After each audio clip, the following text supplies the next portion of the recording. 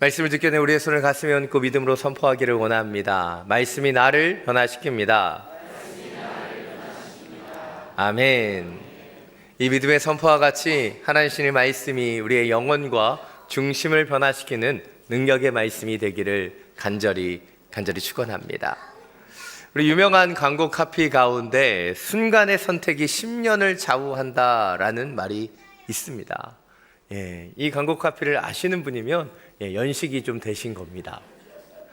모른다면 젊은 세대라고 할 수 있죠.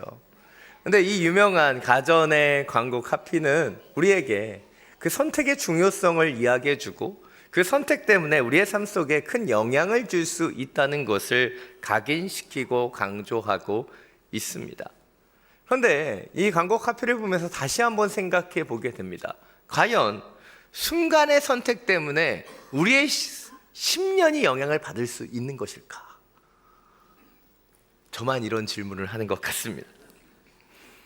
우리는 때때로 우리의 인생에서 한순간 한 선택이 우리의 삶에 많은 영향을 미친다라고 생각하죠. 그러나 사실 하나의 선택, 하나의 결정 때문에 우리의 인생이 바뀌어지는 것이 아니라 우리가 잘못된 선택을 계속해서 해왔기 때문에, 지속적인 방향이 잘못되었기 때문에 우리의 삶 속에 어려움이 생긴다는 것을 우리는 기억해야 합니다. 오늘 제가 이런 말씀을 드리는 이유가 오늘 본문의 주인공이 가룟 유다이기 때문이죠. 그가 한순간에 하나의 선택으로 예수님을 배신한 것이 아니에요. 그는 지속적으로 계속적으로 문제를 가지고 있었다는 것을 우리는 본문에서 보게 된다는 것이죠. 가룟 유다는 야곱의 네 번째 아들 유다와 같은 이름입니다. 이름의 뜻은 찬송이지요. 그러나 유다의 인생을 보면 찬송하는 자는 아니었다는 것을 알 수 있습니다. 주님의 곁에 있었지만 주님을 따르는 영접하는 제자는 아니었다고 보여지기 때문이죠. 계속해서 살펴보고 있는 것처럼 제자들의 앞에 누구의 아들, 또 오늘 본문에 가룟 유다 이렇게 붙어 있는 것은 당시에 동명이인들이 너무나 많았기 때문에 그들을 구별하기 위해 이렇게 불렀다는 것을 기억해야 합니다. 이 가룟이라는 말은 당시 지명이에요. 이스라엘 남부 지역에 위치했던 것으로 추정됩니다. 대부분의 제자들이 갈릴리, 이스라엘 북부 지역 출신이라면 유다만은 남쪽 출신임을 이것을 통해서 알 수 있습니다. 그리고 우리에게 잘 알려져 있던 것처럼 그 가룟 유다는 이 제자들 가운데 회계를 맡았던 것으로 보여지죠. 그가 금융적, 행정적 능력을 소유했다는 것을 이를 통해 알 수 있습니다. 그러나 요한복음 12장 6절을 보면 그가 돈주머니에 손을 대어 그것을 훔쳐가곤 했다는 기록을 보아 그가 능력을 가졌지만 성실한 제자는 아니었다는 것을 추정해 볼 수 있지요. 또한 학자들은 이 가룟 유다가 열심당원이었을 거라고 추정합니다. 왜냐하면 그가 예수님의 제자가 되었던 계기가 거기에 있다고 생각하고 또 예수님을 배신했던 것도 이런 백그라운드에서 왔다고 추정하기 때문이죠. 오늘 본문을 통해 가룟 유다에 대해서 좀 더 자세히 살펴보도록 하겠습니다. 오늘 본문 21절부터 26절까지의 말씀 다시 한번 함께 읽겠습니다. 예수께서는 이렇게 말씀하시고 나서 심령으로 몹시 괴로워하며 말씀하셨습니다. 내가 진실로 너에게 말한다. 너희 중 하나가 나를 배반할 것이다. 제자들 중에 누구를 말씀하신지를 몰라 당황해하며 서로 쳐다보았습니다. 제자들 중 하나인 예수께서 사랑하시는 제자가 예수 곁에 기대어 앉아 있었습니다. 시몬 베드로가 그 제자에게 손짓하여 누구를 두고 하시는 말씀인지 여쭤보라고 했습니다. 그는 예수의 품에 기대어 물었습니다. 주여, 그가 누구입니까? 예수께서 대답하셨습니다. 내가 이 빵 한 조각을 적셔서 주는 사람이 바로 그 사람이다. 그리고 예수께서 빵 한 조각을 적셔서 시몬의 아들 가룟 유다에게 주셨습니다. 오늘 본문은 예수님께서 제자들의 발을 씻겨주신 후에 말씀하신 거예요. 예수는 괴로워하면서 제자들에게 말씀하시죠. 너희 중 하나가 나를 배반할 것이다. 그리고 그 말을 들은 제자들도 당황해하며 서로를 쳐다봅니다. 그리고 오늘 보면 23절부터 25절을 보면 이 시몬 베드로가 예수님의 사랑하는 제자, 예수님의 곁에 있었던 사도 요한에게 손짓해서 빨리 예수님께 물어보라고 이야기하죠. 그리고 사도 요한은 예수님께 그가 누구인지를 묻습니다. 오늘 이 본문의 평양 본문이 마태복음 26장 22절을 보면 비슷한 예수님의 말씀에 제자들은 슬픔에 잠겼다라고 표현합니다. 그리고 제자들은 예수님께 물어요. 주여, 저는 아니겠죠. 근데 놀랍게도 마태복음 26장 25절을 보면 가룟 유다도 예수님께 묻고 있습니다. 자막을 통해서 함께 읽겠습니다. 그때 예수를 배반한 유다가 말했습니다. 라삐여, 저는 아니겠지요. 예수께서 대답하셨습니다. 내가 말했다. 오늘 이러한 가룟 유다의 모습을 보면 너무 뻔뻔하다는 생각이 듭니다. 인간적으로 이런 예수님을 배신할 마음이 있다면 예수님 앞에서 이렇게 질문할 수 없기 때문이죠. 죄송합니다. 아마 저라면 예수님의 눈을 마주치도 못했을 것 같고 고개를 푹 숙이고 있을 것 같은데 가룟 유다는 뻔뻔하게 예수님께 묻죠. 라삐여, 저는 아니겠죠.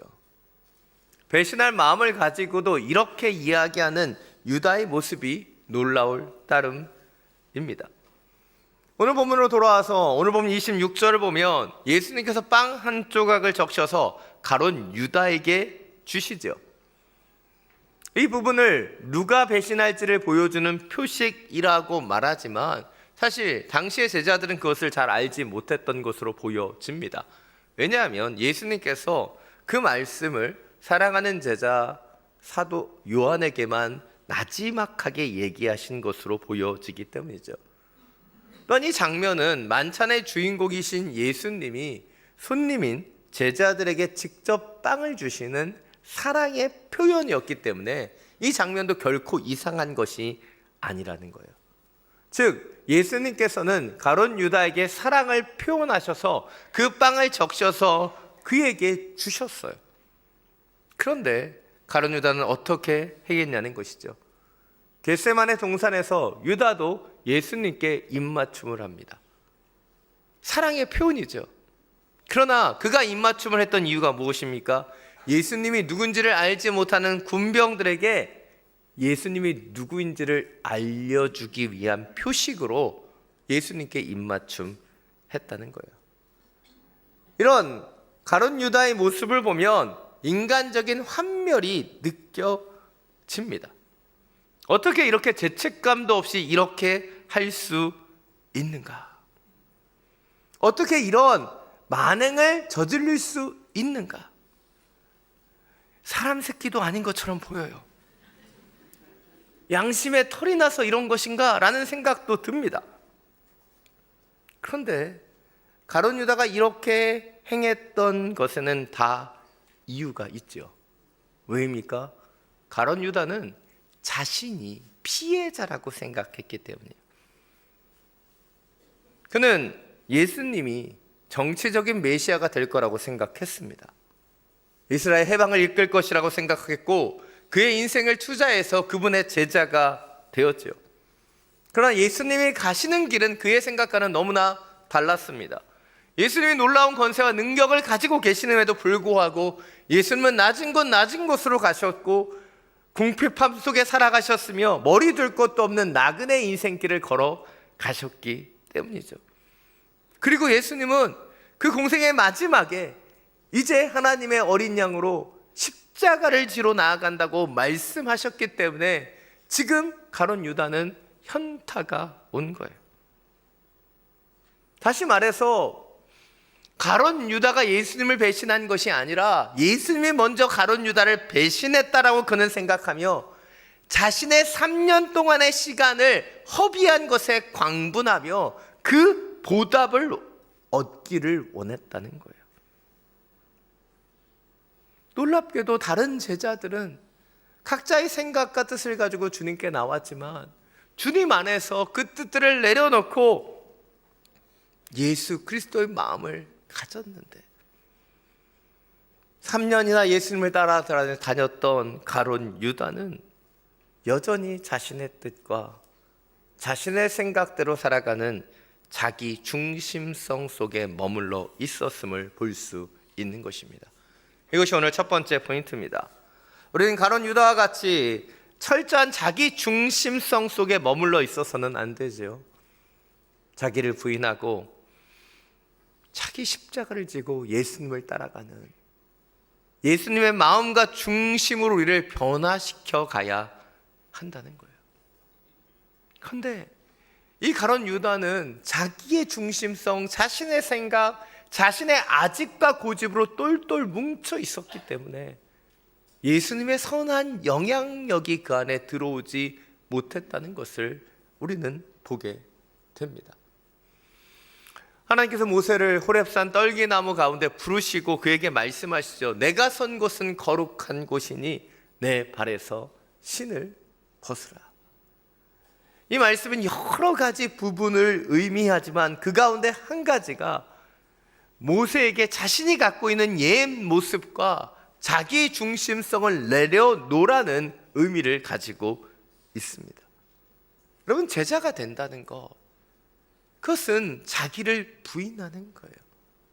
자기의 중심성을 내려놓아야 되는 것이죠. 그리고 그것은 결코 한 번에 일어나는 일이 아닙니다. 계속해서 날마다 자기를 부인하지 않으면 자기의 의가, 자기의 생각이, 자신의 뜻이 올라오기 때문이에요. 어제 밤늦게까지 설교를 준비하면서 제 안에 이런 생각들이 올라왔어요. 무슨 영광을 보겠다고 이 밤까지 이 고생을 하고 있느냐. 여러분, 우리의 마음이 그렇잖아요. 우리의 생각은 자꾸 올라옵니다. 그러나 주님이 원하시는 것은 우리의 이런 중심적인 생각을 내려놓고 주님의 마음, 주님의 뜻을 품는 것이죠. 그리고 그것은 결코 한순간에 일어나지 않아요. 그래서 영성학자들은 영성이란 예수 그리스도를 따라가고 닮아가는 영적인 여정이라고 정의합니다. 왜냐하면 이 중심성을 내려놓는 것은 한순간에 되는 것이 아닌 날마다 자기를 부인해야지만 가능한 일이기 때문이죠. 자녀 여러분, 여러분의 인생을 한번 돌아보십시오. 주님을 믿고 따른다고 하지만 여전히 우리의 생각, 우리의 중심성이 우리 가운데 있지는 않습니까? 그렇다면 다시 한번 겟세마네 동산에서 주님께서 기도하셨던 것처럼 내 원대로 마옵시고 아버지의 원대로 하옵소서, 이 기도를 올려드릴 수 있게 되기를 간절히 축원합니다. 오늘 27절 말씀입니다. 다시 한번 함께 읽겠습니다. 유다가 빵을 받자 사탄이 그에게 들어갔습니다. 예수께서 가룟 유다에게 말씀하셨습니다. 내가 하려는 일을 어서 하여라. 오늘 예수님께서는 가룟 유다에게 사랑의 빵을 주셨지만 유다는 예수님을 거부하지요. 그리고 사탄이 그에게 들어갔다라고 말하고 있습니다. 그런데 어떤 사람들은 사탄이 가룟 유다에게 들어갔기 때문에 유다가 예수님을 팔 수밖에 없었다라고 얘기해요. 그리고 그러하기에 가룟 유다에게는 도의적인 책임이 없다라고도 말합니다. 그것은 잘못된 생각이에요. 우리가 사탄에게 우리의 마음의 문을 열어주지 않으면 사탄은 결코 우리의 주인이 될 수 없기 때문이죠. 그런데 가룟 유다의 그 마음 속에, 그 틈 속에 사탄은 들어왔고 사탄이 그 가룟 유다를 움직이게 된 거예요. 또한 오늘 27절 하반절을 보면 예수님이 유다에게 이렇게 얘기하죠. 내가 하려는 일을 어서 하여라. 꼭 예수님이 기다렸다가 이제 유다가 배신자가 될 것이었으니까 그에게 이제 빨리 해라, 빨리 진행해라 얘기하는 것처럼 들려질 수도 있어요. 그러나 예수님이 이렇게 이야기하신 이유가 있어요. 바로 가룟 유다가 사탄에게 마음을 빼앗기기 전에 주님은 유다의 발을 씻어주셨어요. 그에게 성만찬을 통해 주님의 살과 피를 나눠주셨고 오늘 말씀과 같이 사랑의 빵을 그의 입에 넣어주기도 하셨습니다. 근데 이미 그 마음이 사탄에게 빼앗긴 후에 그때 이렇게 말씀하시는 거예요. 내가 하려는 일을 하라. 지금 사탄이 그를 지배하는 것을 알았기 때문에 이렇게 말씀하셨다는 거예요. 이것이 오늘 두 번째 포인트입니다. 우리는 가룟 유다와 같이 사탄에게 우리의 마음을 내어주셔서는 안 됩니다. 날마다의 영적인 싸움을 통해 사탄 마귀를 예수 그리스도의 능력으로 이겨낼 수 있어야 한다는 거예요. 그것이 날마다의 믿음의 여정이 되어야 합니다. 앞서서 말씀드린 것처럼 어떤 사람들은 가룟 유다의 배신을 사탄의 역사, 하나님의 예정으로 말하면서 유다에게 그 많은 동정심을 보내기도 합니다. 근데 여러분, 유다를 너무 불쌍하게 여기실 필요가 없어요. 왜입니까? 그에게 사탄이 역사하도록 그가 그 틈을 만들어 주었고 그 틈 통해서 사탄이 그를 지배하게 되었기 때문이에요. 그래서 종교개혁자 루터는 이것에 대해서 이렇게 설명합니다. 새가 머리 위에 날아다니는 것은 막을 수 없지만 새가 머리 위에 둥지를 트는 것은 막을 수 있다. 이 땅 가운데 수많은 유혹과 마귀의 계계가 우리 가운데 있지만 그것이 우리를 지배하지 못하도록 우리는 우리의 마음을 지킬 수 있어야 한다는 거예요. 오늘 본문에서 가룟 유다가 사탄의 유혹에 있었던 것도 사실이지만 동시에 예수님의 놀라운 사랑도 그에게 있었다는 것을 놓쳐서는 안 되는 거예요.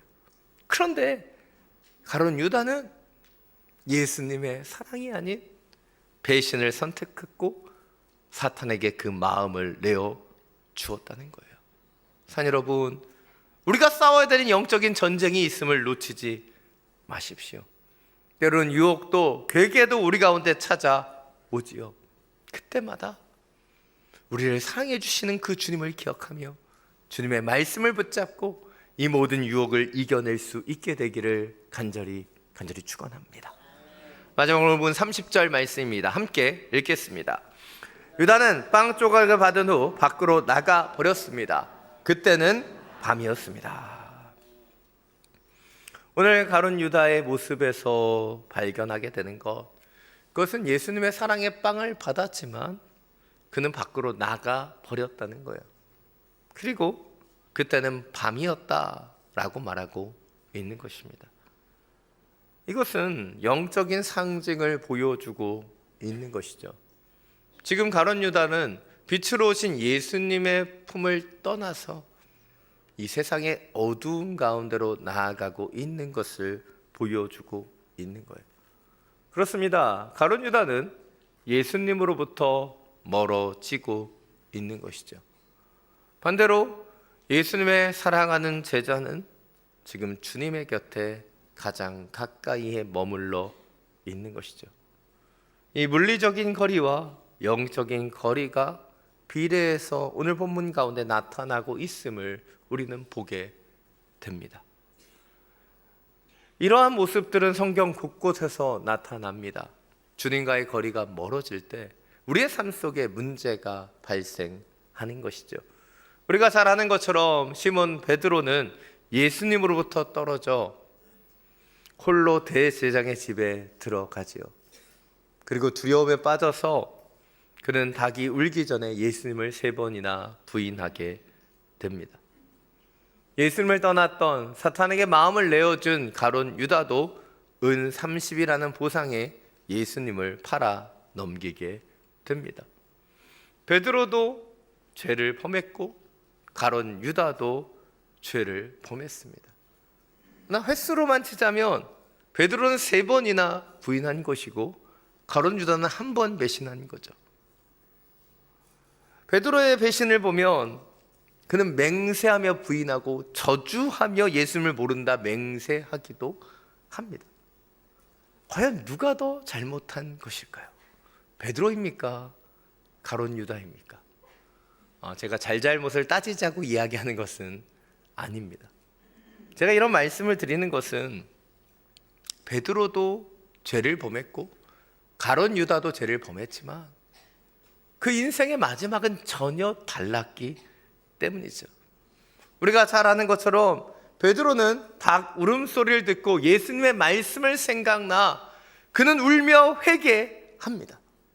그리고 전생에 의하면 베드로는 그 이후로 닭고기를 먹지 않았다라고 전해져요. 닭고기 알러지가 생긴 거죠. 예, 농담입니다. 예, 진지하게 생각하지 마시고요. 근데 그 이후에 베드로는 부활하신 예수님을 만나 다시 한번 사랑의 사명을 받고 초대교회를 이끄는 영적인 지도자로 우뚝 서게 됩니다. 그렇다면 가룟 유다는 어떠합니까? 마태복음 27장을 보면 가룟 유다도 예수님을 판 것을 누이치고 대제사장에게 돈을 돌려주려고 하지만 그것을 받지 않자 성소에 던져버리고 돌아가지요. 그리고 그는 뛰쳐나가 목을 매달아 자살했다고 전해집니다. 마지막까지도 가룟 유다는 자기 중심적인 선택을 하고 있는 거예요.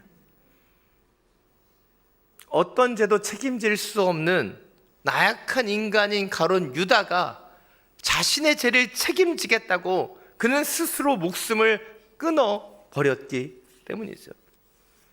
그리고 저는 이러한 가룟 유다가 이렇게 선택한 가장 본질적인 이유가 바로 그가 예수님과 멀어졌고 예수님께 돌아갈 수 없었기 때문이라고 생각합니다. 사랑 여러분, 우리 그리스도인들에게 주신 가장 큰 특권은 우리가 죄를 짓고 회개할 수 있다는 거예요. 그리고 우리의 죄 가운데 용서받을 수 없는 죄는 결코 없습니다. 그런데 때때로 우리는 가룟 유다와 같이 스스로를 정죄하며 스스로를 용서하지 못한 채 주님께로 돌아가지 못합니다. 왜일까요? 주님으로부터 멀리 떠나 있기 때문이에요. 그래서 영적인 생활 속에 가장 중요한 것이 날마다 주님께로 나아가는 것이 되어야 하는 거예요. 이것이 마지막 세 번째 포인트입니다. 우리는 가룟 유다와 같이 예수님과 멀어져 자신의 죄의 문제를 스스로 해결하려고 하는 것이 아니라 우리의 어떤 죄도 용서해 주실 수 있는 예수님께로 날마다 더 가까이 나아가기 위해 노력해야 하는 거예요. 주님 우리에게 원하시는 것은 그 영적인 거리를 좁혀 가는 거예요. 오늘 제가 여러분에게 특별히 팔복을 넘어서는 구복을 알려드리도록 하겠습니다. 제가 이렇게 얘기한다고 해서 제가 사이비 이단은 아니라는 것을 꼭 기억해 주시면 좋겠습니다. 그만큼 저는 이 9번째 복이 중요하다고 생각해서 여러분에게 알려드립니다. 뻔뻔한 자는 복이 있나니 그가 예수님께로 날마다 돌아올 것이다. 아멘. 여러분, 흔히 가장 뻔뻔한 것들을 자식놈의 새끼들이라고 얘기합니다. 맡겨놓은 것도 없는데 그렇게 요구하는 게 많잖아요. 근데 그렇게 요구할 수 있는 이유가 뭐예요? 자녀이기 때문이죠. 사랑 여러분, 저와 여러분은 누구입니까? 하나님의 자녀예요. 그래서 우리는 하나님께 뻔뻔해질 수 있고 하나님께 언제든지 나아갈 수 있다는 것을 기억하십시오. 한국교회는 주일 성수를 강조해 왔어요. 근데 이 주일 성수를 율법적으로 접근했다는 것에 문제가 있다고 생각합니다. 그러나 우리가 주일을 예배하는 것은 이 율법을 넘어서는 우리를 보호하시고 우리를 인도하시는 은혜의 시간을 허락하셨다는 것을 우리는 놓쳐서는 안 되는 거예요. 생각해 보십시오. 우리가 예배를 드리지 않으면 우리가 어떻게 우리의 중심성을 내려놓을 수 있겠습니까? 우리가 예배 드리지 않으면 어떻게 세상의 마음을 내려놓고 주님께로 나아갈 수 있겠습니까? 어떻게 우리가 예배하지 않으면 주님과의 이 영적인 거리를 가깝게 만들 수 있겠어요? 이 종려주일 우리가 가룟 유다를 통해서 살펴보는 것, 그것은 잘못된 인생의 길이 무엇인지를 보고 있는 거예요. 산 여러분, 여전히 자기의 중심성을 가지고 가룟 유다처럼 살고 있지는 않습니까? 가룟 유다와 같이 자신의 아집과 고집으로 살아가고 있지는 않습니까? 자기를 부인하고 자기 십자가를 지고 예수님만을 따라가는 은혜가 우리 가운데 있기를 원합니다. 그래서 날마다 주님께로 더 가까이 나아가는 바로 그런 예수의 길을 걸어가는 우리 모두가 되기를 간절히 축원합니다. 이 시간 예수의 길 함께 찬양하겠습니다. 한계 속에서 주님을 보내 아무도 없을 것 같던 그곳에서 손 내미셔서 나를 붙드네 길 잃고 쓰러져가던 그곳에서 주 말씀하시네 내 손 잡으라고 내가 곧 길이요 진리 생명이니 나 그 길을 보내 주 예비하신 곳 다른 길로 돌아서지 않으리 예수의 길 그 좁은 길 나는 건네 주 손 잡고 그 무엇도 두렵지 않네 주님 주신 약속 내게 있으니 세상의 길 그 험한 길 승리하네 성령으로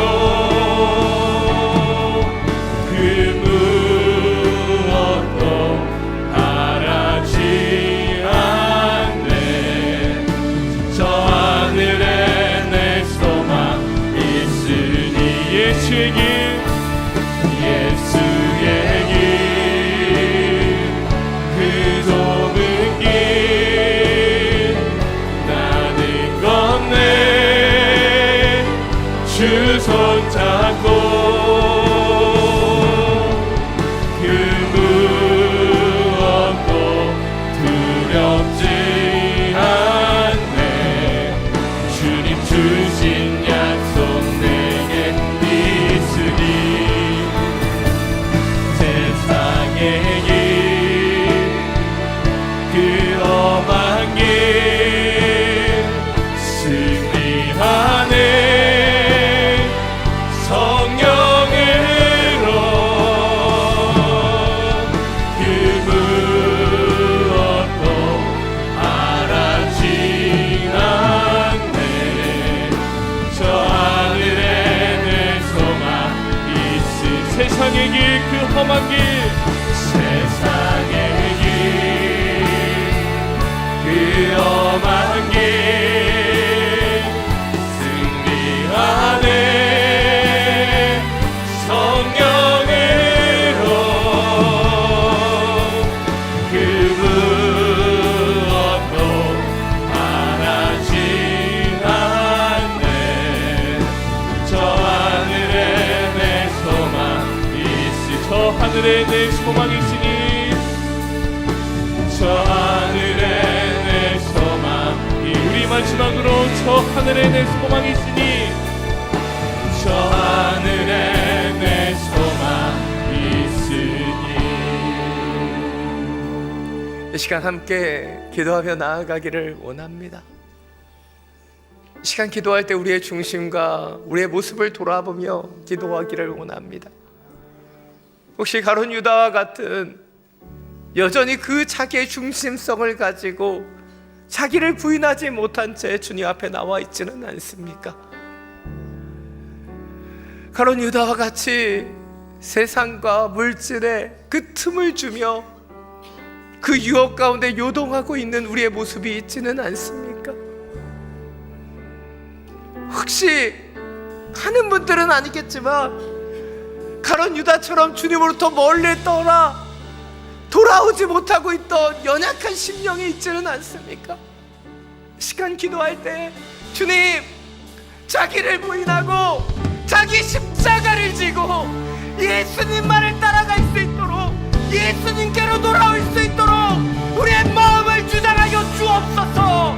주님의 이름 한번 부르고 함께 기도하며 나아갑니다. 주 말씀하시기를 들으라고 내가 곧 길이요 진리 생명이니 나 그 힘을 보내 주 예비하시고 다른 길로 돌아서지 않으리.